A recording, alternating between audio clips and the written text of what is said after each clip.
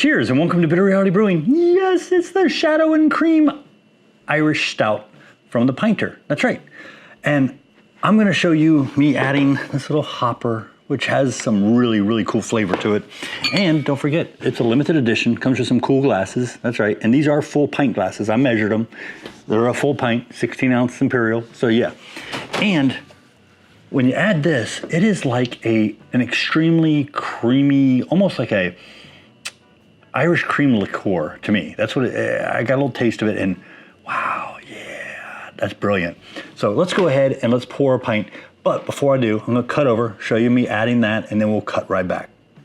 Okay, time to add the hopper to the Shadow and Cream Irish Cream Stout. Who knows, maybe it's whipped cream, I don't know. Nah, but here we go. Remember, you open this piece, which I'll show a little photo somewhere. Take that off, okay? Don't lose it, you're gonna need it. Pop this open. Should be sealed. Smells almost like a flavored coffee. You know, some cold brew. And simply push it down, screw it in. It says that it should empty in 5 minutes. And the first one I had that problem with, but the second one it went right in. Yeah, I'm watching it go right in right now. It's gone. That one was more liquid. It wasn't as thick. Okay, so hopefully you saw that. Yeah. Let me go ahead and pour some Irish Stout. I'm gonna tell you, it's creamy right off the bat. And don't push too far forward or you'll get a little too much carbonation. I have not had a problem when I don't pull all the way forward, so I'm good. I did pull forward a little bit in the beginning, but man, it looks beautiful. And you just hold it. It pours rather quickly. It may look a little slow here, but it's pouring just fine. I've been in breweries that poured slower, just saying. It smells really good. Looks really pretty.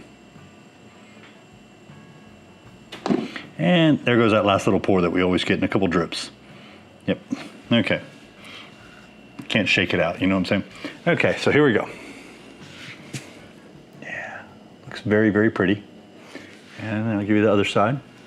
Do a little twirl for you, you know what I'm saying?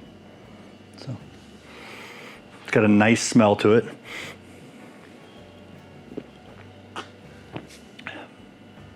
Oh yeah, super smooth, easy drinking.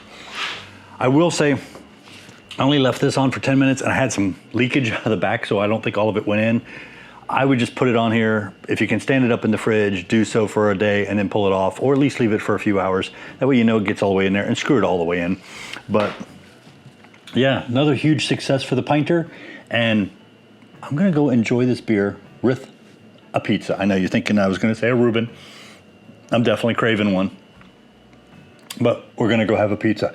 And yeah, if you haven't gotten a Pinter, I'll leave links down below. And there are links below. They're not technically affiliate.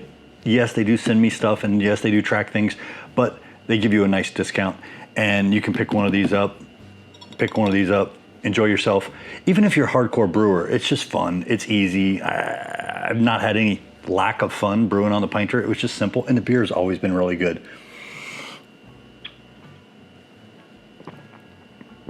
Got my coffee, I got some chocolate. I feel like there's some oatmeal going in there because it's nice and creamy. Very smooth. Sitting at I think this one was coming in close to 5.4, sorry. 5.4, chocolate and vanilla. I'm noticed the vanilla now that I read it, but I was just noticing the coffee and the chocolate, which are very pronounced and very nice and not overpowering either, so yeah.